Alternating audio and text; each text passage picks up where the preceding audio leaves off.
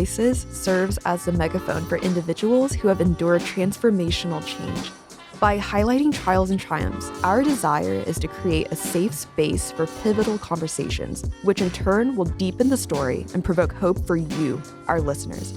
As you may know, change is never easy, but it is inevitable. You are not alone in what you're facing. Your transformation is possible, purposeful, and now. And here's Erin Wiggum, founder and managing director of New You, with this week's guest.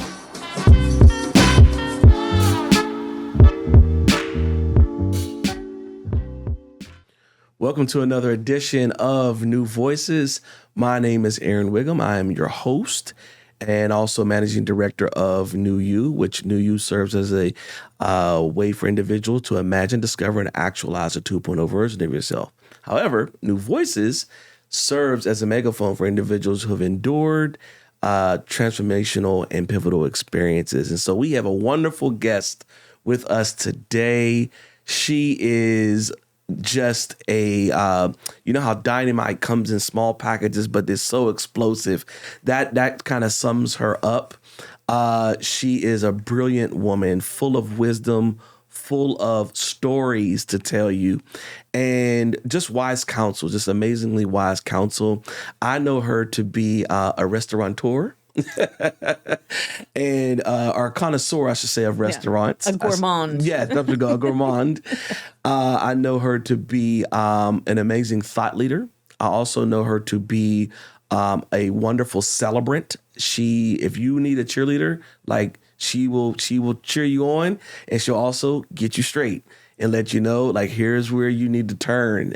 She is an advisor to the masses. And so we're in for a treat today with this conversation we're going to have with this fractional CMO to startups, as well as an advisor to startups and Black and brown founders. So none other than the wonderful Miss Maria Botta. Maria Botta. Welcome, Maria. Thank you. That is quite an introduction. I hope I can live up to it during our conversation. I'm sure you are. This is who you are. Thank you very much. For sure. So we start every episode with the Maria Botta story. So I would love for you to tell your story to our guests as you see fit. Well, my bio is kind of funny because I was born to Cuban parents who were political exiles. So I was born, I always say, by accident in Missouri, Rolla, Missouri. Wow. Okay. Yeah, pretty far from Havana, Cuba. Yes. But that's where they wound up, and that's where my father finished his engineering studies. As a result of my father's career, we lived abroad. We lived in the Dominican Republic, and we lived in Europe for a while, and then all over the United States, finally settling in Miami, which is, kind of where Cubans go. Yeah. Eventually. Cuban number 2. Yeah, exactly. Havana, So that's where we wound up. I finished high school there at a prep school, went to college, did my undergraduate studies in Massachusetts at Mount Holyoke, which is the oldest women's college in this country. Go ahead, pop your collar. That's it. Yeah. Exactly. A little prep there. Where I felt very different than most of the people there. Yeah. Being a Latina, there were very few of us at that time. I'm very happy to say that I've been part of some of the diversity initiatives there, and we were seeing a lot more Latinas. We've always had women of color. Mount Holyoke's always been very diverse that way, but we really lacked the Latino kind of angle. So anyways, I finished that. I finished my studies and went off to New York and worked on Madison Avenue in advertising, and quickly decided that I was going to, well, actually didn't decide. It was like fate kind of pushed me into the career track of being a producer. Okay. So I spent about 18 years as a producer. I was an executive producer for film, for big launches in the Pan region, like for Nickelodeon. I've worked for all kinds of different media companies, and wound up in Atlanta, Georgia. And that's really where my big story begins. Okay. All right, cool. So you have these parents that have migrated from Cuba to Missouri.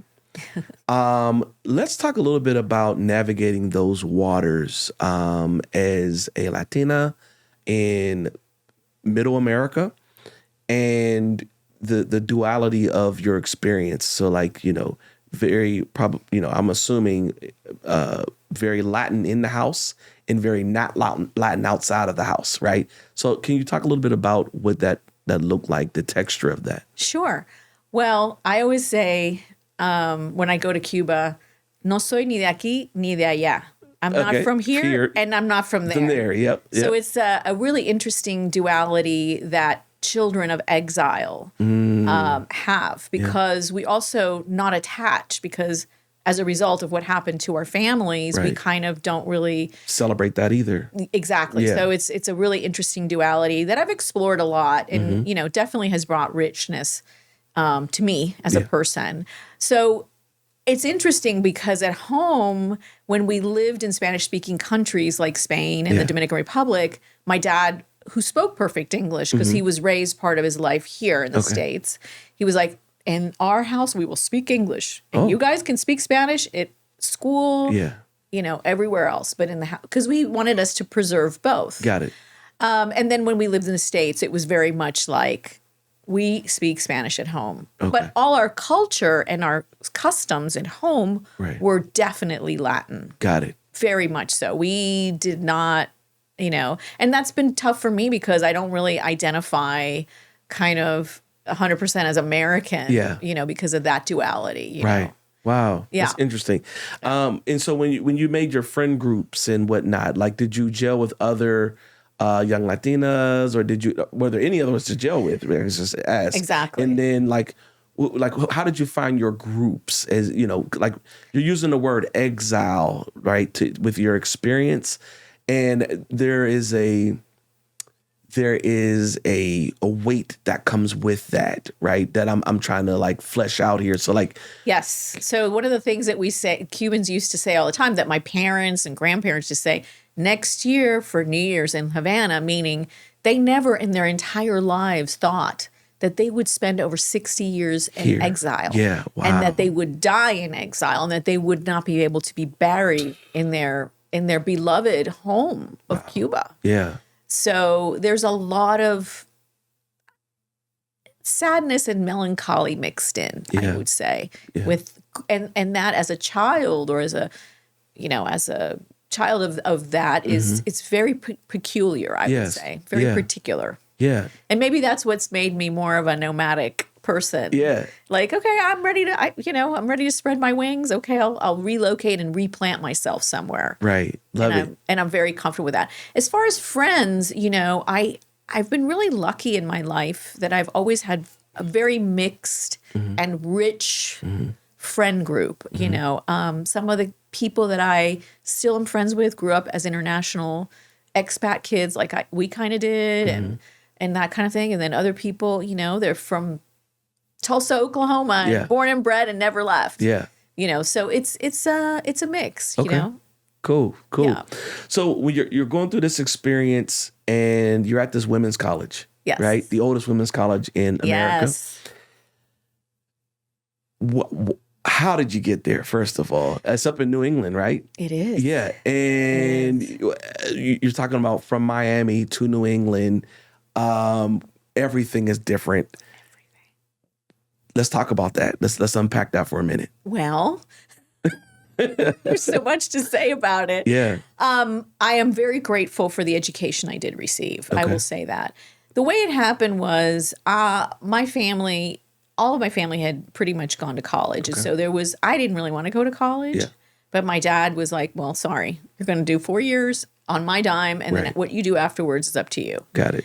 So I didn't really have much. And in those days, people really did what their parents told them. Right. So I did. Yeah. And it was no doubt that I was going to go to school. My parents definitely wanted me to go to school in the Northeast because they felt that was, the right education for me. My father was a very big believer in single-sex education, so he did encourage me to apply to the Seven Sister Schools, which is the group of schools that were formed when women were not allowed into the Ivy Leagues. Right. And so I applied to a few of them. And we arrived at Mount Holyoke, and the campus is stunning. It still is. It's gorgeous. And my mother said, this is it. This is where you're going to go to school, girl. Yeah. And I was like, really? Oh, well, it's a little remote, but okay. Right. Yeah, all right. So I wound up going there, and that's how it happened. And once I got there, I was definitely the anomaly. I had never encountered an LL Bean catalog, didn't know what duck boots were, didn't know anything about the preppy aesthetic, except, so I had to learn all of that. And, yeah, it was really weird. It was at first, but I mean, I was always very entertained by it because people didn't know what to make of me. Right. And I thought it was funny. Yeah. I thought it was funny that they didn't really understand, and that I was so foreign. I was like a weird, cute thing. Right. Yeah. Wow. That's interesting. Yeah. So what did you get your degree in there? What did you study? I got an undergraduate degree in studio art, painting, and art history. I did a dual major, art history being my main major, and then painting being my minor. Okay, so you leave there and end up landing on Madison Avenue. Yes, because I like to eat. Oh, okay. I was like, I'm not going to make any money off of my art, even though I love it and love to make things. What type of artist are you? I was a painter. Okay. For many years. Yeah. Okay. I'm creative in other ways. I have found other creative expressions. Okay. At my disposal, which I also fully enjoy. Yeah. But yeah, I kind of made a decision. I was like, well, I really like to eat. Yeah. I really like to enjoy, life at a certain level. So I decided, through fate, I got a job on Madison Avenue. And so I packed up my little Honda Civic in Miami, and I drove to New York and lived there. Wow. And I had a lot of friends from college who were also there, and a big network of friends and community. So it wasn't scary. I mean, I lived in the basement of a brownstone with windows like 5 feet high. But it was kind of funny. Everything was sort of like an adventure. What borough? I was in Hoboken. Oh, when it was just... when it was becoming gentrified. Right. And my family was absolutely horrified that I was living in Hoboken. So that was like a whole other, but I'm like, I'm here. There's a lot of my friends are here. It's okay. Right. Right. So. As if Miami was this safe zone, like for, what I mean? Like Miami at that time, probably, there's a lot of cocaine stuff that was going on and whatnot. So, but needless to say, okay. So let's fast forward a little bit. You get into film. And production. Yeah. And what was the impetus for that? Like, how did that That was also like a weird set of circumstances. Okay. Like originally, when I went into the agency business, I started off as an account executive, and I worked on the U.S. Hispanic accounts, so everything in Spanish language, but for U.S. Hispanic. Yep. For Colgate. And just a couple of other brands, but I handle a lot of that business. Got it. I really wasn't that great at being an account executive. I love your honesty. I love it. Mostly because my heart wasn't really into it. So I was like, you're creative. Yeah, exactly. Yeah. And so finally somebody tapped me and said, and I resisted for a while to make that change. But somebody who I knew, who was one of the first presidents of this network called Telemundo, he tapped me and he said, like a year before I actually accepted his offer, you need to come and work on my new network. And so that's how it started. He convinced me, a guy named Gary McBride. Wow. Yeah. And so he convinced me, and I went, and I just, I worked for a while in TV, and then left that and became a freelance producer, producing commercials, mostly Spanish language. And then that grew into working for Latin American clients. And that then grew up into working on network launches for Latin America because I had that expertise. Right. Very young. Yeah. And so I did many, many interesting projects. Wow. Yeah. I think, and this is just a point I just want to underscore here. It's so important that we have people that come into our life that opens up a door for the next season of our life. Right? Like to think that there's always a Gary in somebody, that was his name, right? Yeah. Everybody has a Gary, right? Who opened one door or one window, and all of a sudden here comes this new way of thinking, this new line of work, this new epiphany that kind of happens. Like, I didn't even know this world existed, or I didn't know it existed in this way. I didn't know that I get to, produce my own thing. Like, I thought I had to have a degree in it with, this, that, and the third, right? But like, can you just speak to, just for a moment, the need for a Gary, or like, who have you Gary'd, we'll call it, right? Well, I was just going to say that I really didn't have a lot of mentors. I Yeah. had people that I watched and Yeah. that I observed, but they were not my mentors, which is different. Yes. And so I realized now in this season of my life, Mm-hmm. where I got a lot of mileage under my belt, that I can be that person. Yes. And I started doing it unconsciously. Right. Just not even thinking about it, that I was doing it, and people were coming to me and like asking for advice. Yeah. And then now I participate in that way in a more formal, more formal structures. Right. Through incubators and accelerators and other places like that. Yeah. And for me, it's really important to show what a Latina woman could do. Yeah. And we are powerhouses. Yes. But we also very often diminish our own power. Yeah. Because of culture, because of language, Mm-hmm. because of Tradition. where we live. Yeah. Mm-hmm. Because places aren't as embracing of Latinas. Right. I can't tell you in corporate America how many times I was told, do not move your arms or your hands around when you speak or give a presentation. And it was Yeah. like, but because That's how I speak. Yeah. because it seems aggressive with Yeah. the conversation. I was like, really? Yeah. Because I'm just being myself, Right. and being emphatic. But anyway, so I really, that's really in my heart to offer that Right. type of mentorship and love, really, and support. Yeah. And that's really where I was kind of going with that question, is like, you are becoming Gary for so many people. Try, yeah. And you don't have to be humble. Say you try. I heard what the streets are saying about you, right?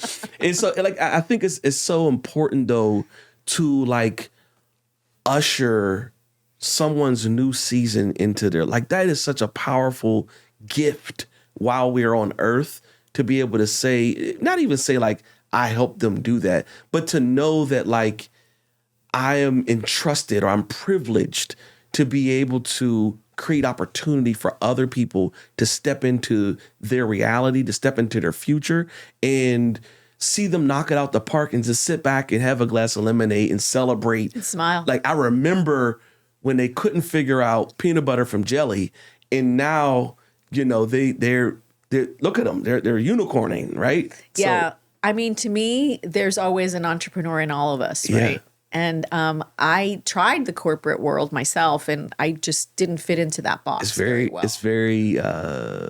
It's not for me. yeah. It was too limiting, I think, Yes. really. It was not a full expression of my power or who I could be or All who that you I was. offer. Yeah. Exactly. So I chose the entrepreneurial path, and so I know there's a lot of people like me. Mm-hmm. When I started doing it, there wasn't that many people. Yeah. So it wasn't really that readily available. It was an idea that I had, like, I'm going to do this. And Yeah. I didn't think about it.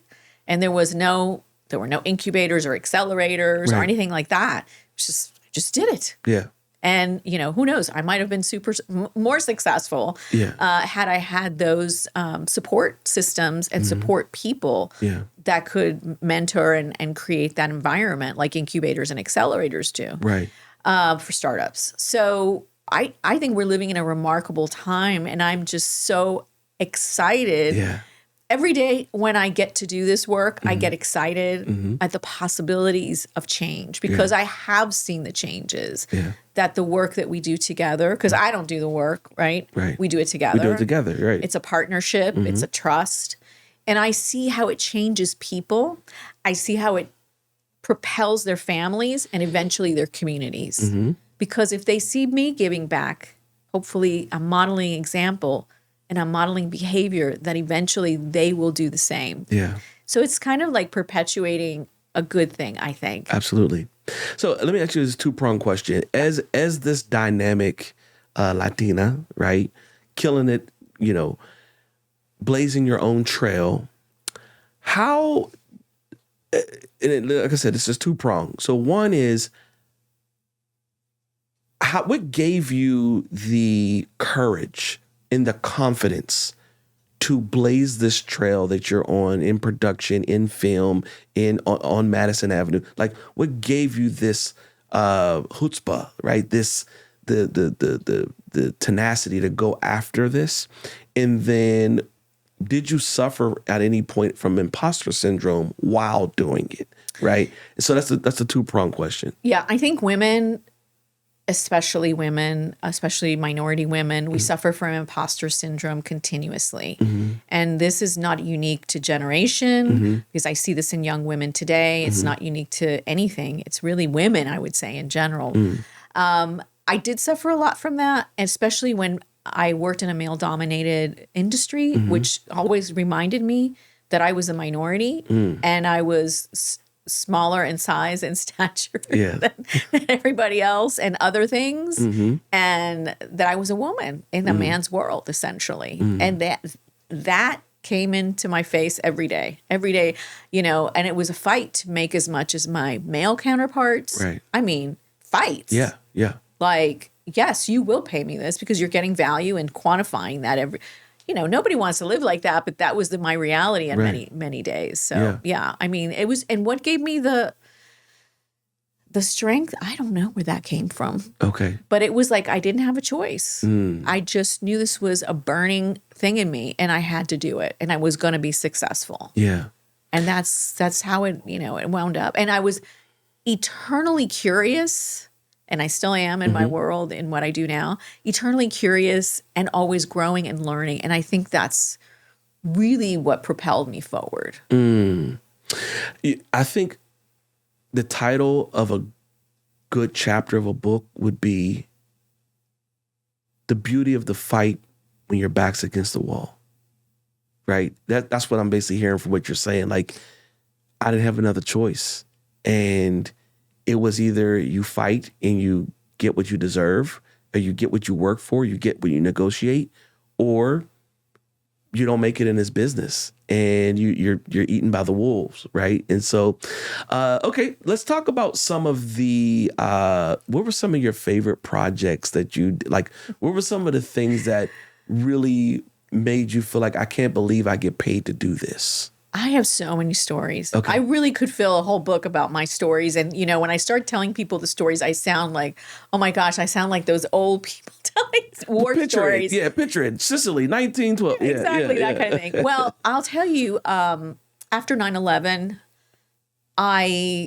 it was a hard time for all of us, you know, that were older, you know, that were already working in the marketplace, in the business. And it was like, how can I, and I really sat down with myself and thought, well, how can I give back? Obviously, I'm not going to go join the army or the military because I'm not equipped for that. You got to know your limitations and your strengths.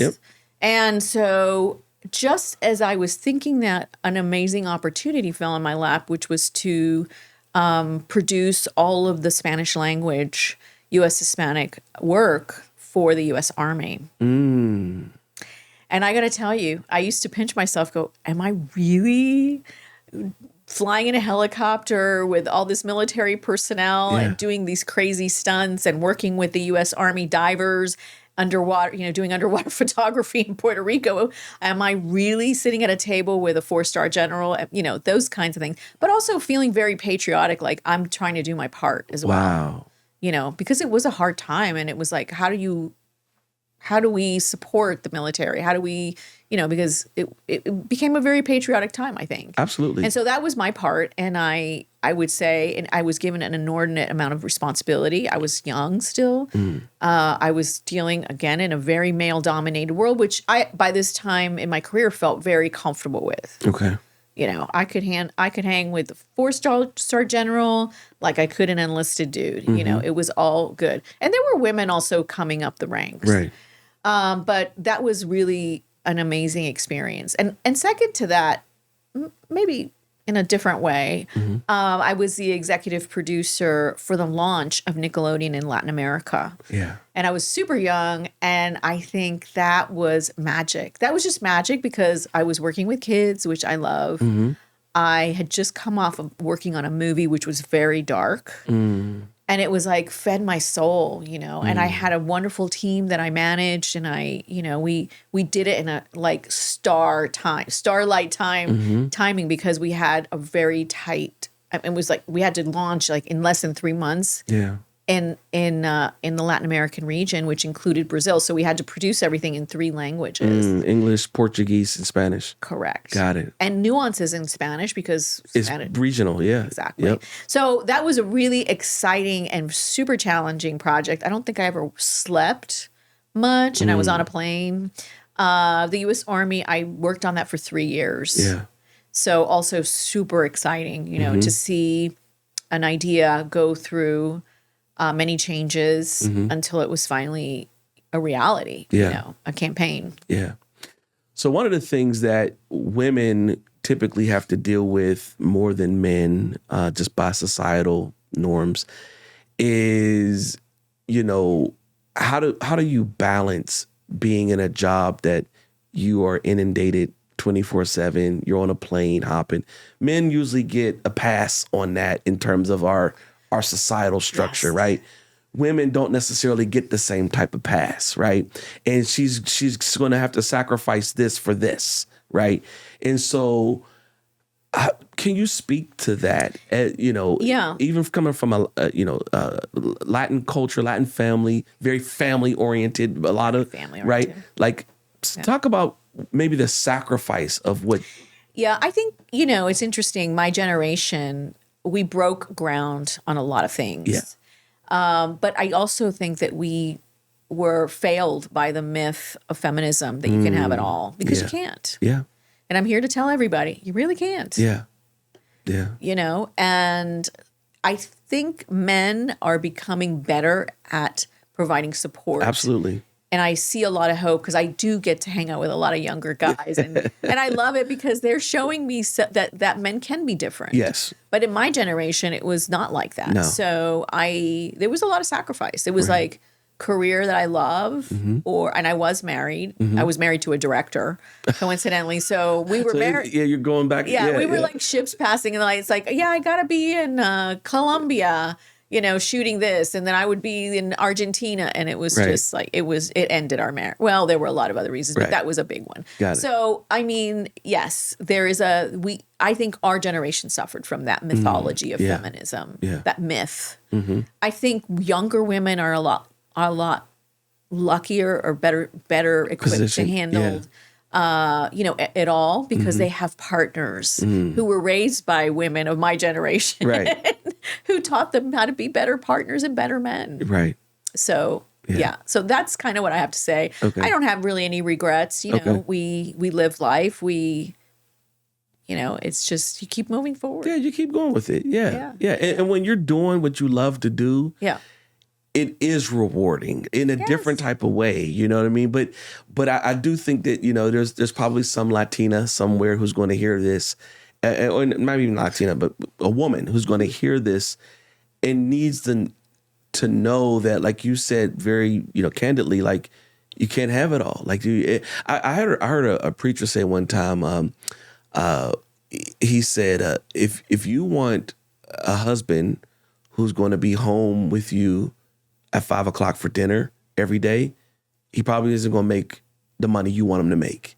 Because once you get above a certain threshold, it requires more of you than a 9 to 5. It doesn't fit in an 8-hour day, right? And when you start to you add in travel, and you add in deal flow, and you add in peak seasons, and like all of a sudden, like, your life, you have to live life within the scope of the work that you do, right? And that is, like you said, you don't get both in the way that we think. Like, every day we're going to be home at 5, we'll have dinner together, we have 2 kids, a dog, and a picket fence. It's like, okay, that's cool, but the way you make that happen is going to flux a great deal over time, right? And being able to create the reality you want to see versus what the image you have in your mind of what, Donna Reed and those other shows painted for us, like, it's, and it's a I different think world. that's really changing as the world is changing. One of the things I'm very interested and involved in is, this whole idea of this new creator economy. Yeah, there'll be certain desk jobs that you're going to have to do. You know, firefighters still got to go out and fight fires.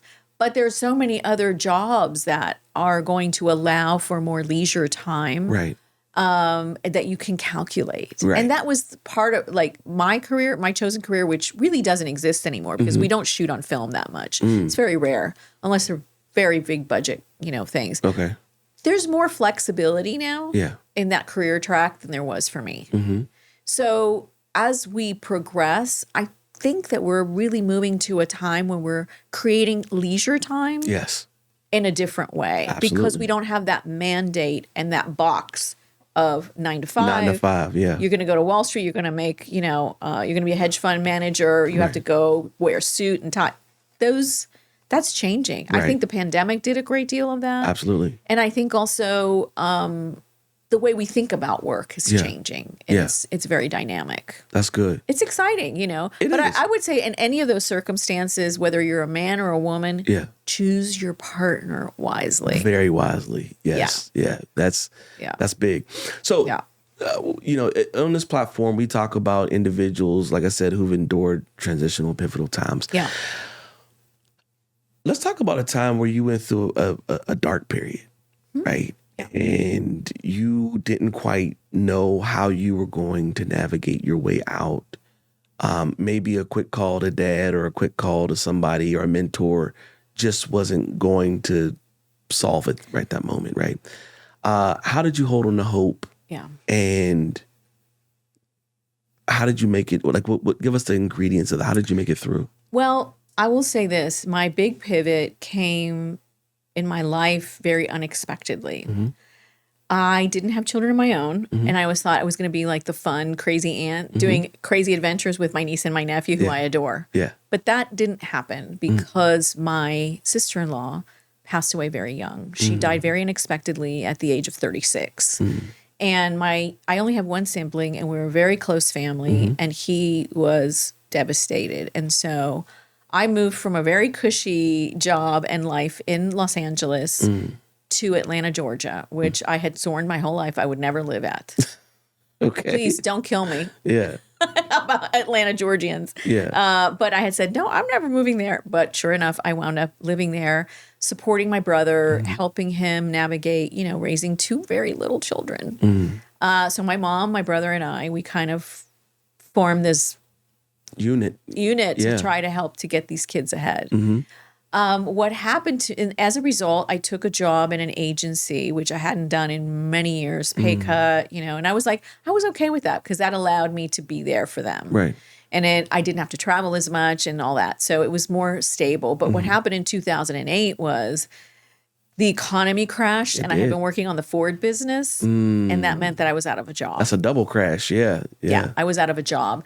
And I had gotten to a point where I was just like, I just don't want to do this anymore. I don't want to do this work anymore. And so, and I was really doing soul searching. What am I going to do next? And I mean, I tell you, Aaron, so many things happen to me because sometimes you're not ready to make the change, but the universe, God, whatever force pushes you hard. Yeah. And that's exactly what happened to me. Yeah. I mean, I lost my job.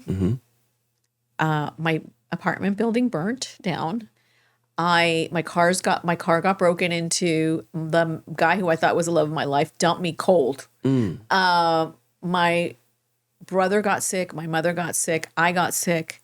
A lot of things happened. And I remember what span of time? This happened within 5 months. Oh my God! Wow. My dog died. Wow. My precious dog, who I adored. So, anyways, I mean, it was like you talk about a dark time. I used to go, "Is this really happening to me?" Wow. I also need to mention that I have a bipolar mother who has, that presents its own sets of challenges. So I had to deal with that as well. Yeah. So it was a very dark. I mean, I would really sit down and I would talk to my friend. Is this really bad, or am I just being a whiner? Yeah. Am I a whiner? And they're like, no, this is really bad. Yeah. What's happening to you is really bad. Wow. And so, I was like, well, this is not going to knock me down. This is not going to knock me down. I just made that conscious choice. And I was like, I'm going to figure this out. And I reconnected with a friend of mine who I had kind of lost a little bit, who was very, very dear to me, but we had like a 3-year period where we kind of lost touch because she was also going through something. And she's a life coach. And I talked to her and I reached out to her and I said, I'm in this moment in my life. And she said, all right, now I want you to sit down and I want you to really visualize what is the one thing you've never done for yourself that you would do for yourself if there was no object to time, money, space, anything. And the first thing that popped into my head, I don't know why, was like, I want to go to graduate school. I want to get an MBA and I want to get an MBA in global management and I want to go to the top school in the world. Like it just came out like that. Wow. I don't know where that came from. But she's like, okay, so what are you going to do? You're going to apply, right? And I go, I'll never get in. I don't have a traditional career track. Right. They're going to look at me and go, oh, what are you kidding me? Right. What are you doing here? And she goes, that's all a story that you're making up in your head. Yeah. And that doesn't have anything to do with reality. Right. She goes, you are this, that, blah, blah, blah, blah. And I was like, oh, maybe. Anyway, she convinced me. And then I went through the whole interview process. It was very grueling. It was 2 months of waiting, being interviewed, waiting. And then I was accepted. And I forgot to mention that I just didn't apply to the program here in the United States. I applied to the program in Europe because I wanted to go to school in Switzerland and do this joint program that they had with the Graduate Institute. And long story short, once I was accepted, I didn't have any money because I was unemployed and I was doing freelance work with Turner Networks, but not really a steady gig. Right. So I remember sitting in my cubicle at Turner and I said, well, I really want to go, but I just don't know how I'm going to afford this. And she goes, my friend said, that's nothing. You're going to figure it out. And sure enough, it happened. But it didn't just happen in financial aid and all these other things. But my friends, my community stepped up. A friend of mine who's a pilot for American Airlines said, here's a buddy pass. You don't have to pay me back until you finish graduate school. Another friend gave me money to do, I can't remember what it was. Anyway, long story short, I asked and it came together like a miracle. And when I tell you, it was really a miracle. Wow. I mean, I remember sometimes landing in Zurich with less than $100 in my pocket and thinking, I got to eat now for like 6 days on this. I don't know how. It always worked out. Wow. Always worked out. Somehow, somewhere, it always worked out. It was like a miracle. One semester, my financial aid hadn't arrived on time, so I wasn't going to be able to come back. My classmates got together and pooled money together, and I was able to return. And they were like, no. You're not giving up. And it was a miracle. It really was. Wow. Yeah. Wow. Yeah. And I didn't ask for help because I'm not a person used to asking for help. But it's just like people sensed I needed help at that time. And it came through for me in the most miraculous ways. Man. So that is something. What I'm a frame what you just said. What I'm hearing is like how you have access to something, but not the resources to get there. But then there's always another way. There's always another way. There's always another way. So like I got accepted. Cool. So you actually you come get the education. You still got to get here though, and you still have to live here, right? And when you don't have the resources, but you do have the network. Yes. Like that. There's so many things I'm just extrapolating from what you're saying. Like, sometimes it doesn't come in the form of money. It comes in the form of like, who do you know? Yep. The plane ticket from the pilot and the right. My application, Aaron. I forgot to say this, but when I wrote my application, my friend said, "This is terrible. This is a terrible." And a mutual friend of ours, who's a very well-known writer, looked at it and she goes, "What are you applying for, a beauty pageant?" I never forget her words, Mary Lou. And I was like, "Oh, Mary Lou, it really stinks." She goes, "This is terrible. You're never going to get into graduate school with this." She rewrote it for me for free. Now, this is a woman that charges like $1,500 for this kind of work. She's like, I can't let you cannot go on. Like, it was just stuff like that were really just amazing miracles. That's all I can say. Yeah. Yeah. That's all I can say. Well, anytime you can't explain it, it's a miracle, right? It's a miracle. That's powerful. And so you get there, you complete your master's degree. I did. Yeah. I graduated in 2011. What did that do for you? One, in terms of career. Two, in terms of not defining you, but is in like adding dimension to you. Like, what did that do for you? Well, it's really interesting. Yeah. Because I thought when I started graduate school that I didn't know anything about business. And what it did was gave me the confidence that I did know a hell of a lot. You knew a lot, yeah. I had run businesses. Right, and didn't know it. Didn't know it in that technical sense. Yeah, I didn't think that those things were applicable to business at large, Right. you know? I thought, well, this is a very particular business, film business. But no, the truth is I knew a lot. Business is business. I knew a lot more. Yep. And even though I was down, because I was, for down meaning like if you looked at what was happening in my, not in my head. Right. In my head, I was like, I'm a freaking warrior. I'm going to slay this no matter what. Yeah. Because that's my mindset always, But other people would be like, oh, she's really down. Even though that was how people might have viewed me, I didn't care. I didn't care. So it defined me as a person of great faith, of great faith in myself too. Like, I can do this and keep my family together and take care of people, which I was doing a lot of at the same time. And then I graduated and that helped me pivot into what I really was passionate about, which was, entrepreneurship, working in business.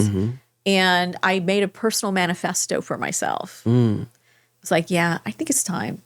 I'm gonna make myself a personal manifesto. Yeah. And I won't go into it was 4 points. And one of the points was I want to work with people and businesses who are doing good works in the world. Wow. And that's how I'm gonna help make a change. Yeah. And make the world a better place. And so that just making that statement and living by that statement has guided my work to this day. And I've been so blessed and so fortunate in that I have been able to do that. Yeah. So, yeah. Okay. I have a small question, a big question, and then we'll do call to action. How about that? Okay. All right. Small question. When's the book coming? Oh, darn. You're not the first person to ask me that question. You are doing the world a disservice if you don't write a book. Well, thank you. Yeah. That's really a great compliment to me. Thank you very much. You're welcome. Yeah. So I'm gonna need an answer when the time comes for you figure that out. Yeah. Yeah. And the second question, the bigger question, is when you think about this story you've kind of walked us through this last, however long we've been talking. What do you want it to? What's the mark you want to leave? What's the mark that you feel like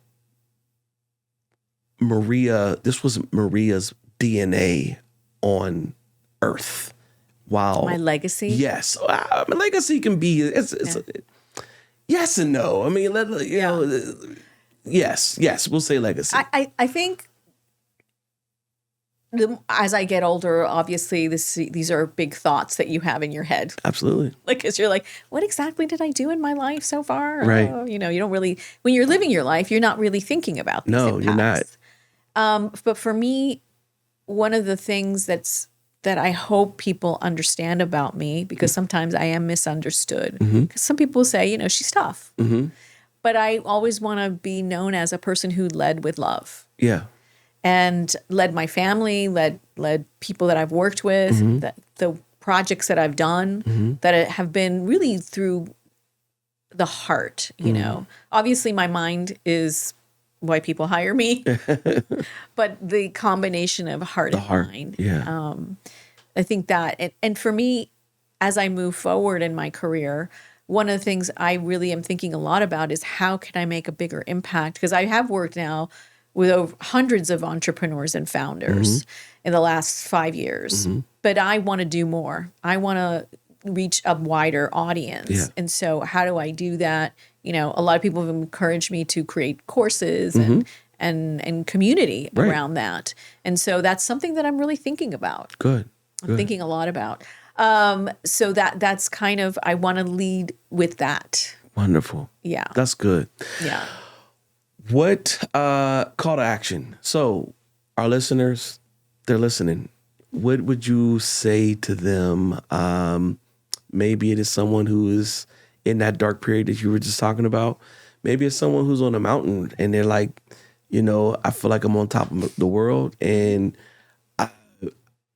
but I don't know what's next. Like I'm up here, but I feel empty, or I'm up here and I, you know, like how long can this last? That type of thing.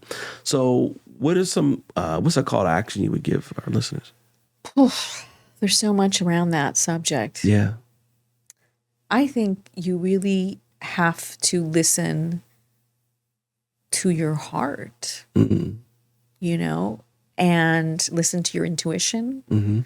That will really set you on the right path. I tell you, when I decided to go to business school, there was like, where is that coming from? Right. I don't know.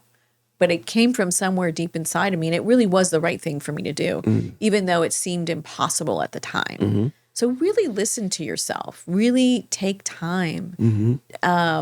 Sometimes we make rash decisions when we're, you know, in the moment, but really take time and think nothing is a mistake. Yeah. Sometimes it takes a while to lead you to where you need to be. Yeah. So I think be kind to yourself. Yeah. Love yourself. Love others equally. Yeah. And try to surround yourself with really positive people who will encourage your dreams. Right. Because I couldn't have done it without my community and my friends and my family. Yeah. I really couldn't have. This last chapter that I talked to you about, my crucible, as it were. Yeah. And that was pretty dark. Yeah. If I didn't have that, I never could have come out. I mean, I was swinging, you know, because I'm like a boxer. Like I would say, like, I'm a boxer. I'm down, but I'm like, I keep punching. You know, I keep punching. But if I didn't have that support, that love, really, it would have been a lot harder for me. Right. So try to surround, even if it's not your family. Sometimes it's not your family. Sometimes people's families stink. Create your own. Yeah. Create your own community, your own space, your own place, and be that for others. Yeah. Yeah. Is it fair to say, is it fair to say that maybe if you had not been in that dark place, you never would have considered your MBA if everything was still, like, you had to be slowed down in order to explore this other lane or a different option? I'm going to tell you something. I couldn't even utter those words, I want to get an MBA. Right. It was in my mind. And she would tell me, my friend would be like, what is it? What is it? And I'm like, I can't even utter those words. Yeah. Because it seems like such an impossibility. Wow. Yeah. So I was at that point, really. Yeah. Wow, that's crazy. Yeah. Yeah. But the power of when you turn impossible into I'm possible. To action. Yeah. The power of that. Wow. Yeah. Yeah. Thank you so much for your time, friend. My pleasure, Aaron. I hope that was I hope it was interesting and for somebody inspirational. Yeah, absolutely. What's your handles? Like, how should people reach you? How do you want people to follow you? Like, what? Sure. I'm on Instagram. Okay. As Maria Botta, Maria C. Botta. Okay. I'm also I have my website, which is www.mariabotta.com. That's Botta with 2 T's, .com. And and I'm on LinkedIn. Find me there. I'm Maria Botta MBA there. Got it. Yeah. Cool. Yeah. Thank you so much for this conversation, Maria. Thank you. Thank you for giving me a space to talk about it. Absolutely. Absolutely.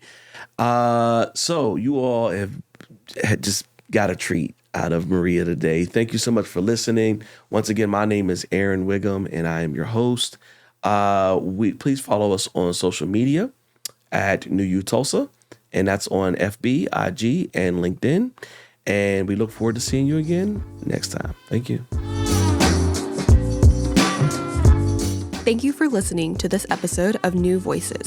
Visit our website at www.newuunlimited.com. That is NEWU Unlimited.com. Follow us on social media at New You Unlimited on Instagram, Facebook, and LinkedIn. And a special thank you to our producer, Jesse Ulrich. If you're looking for self-improvement, join our programs for personal and professional development. New You is a way for diverse talent to imagine, discover, and actualize a 2.0 version of yourself. Bring your future into focus.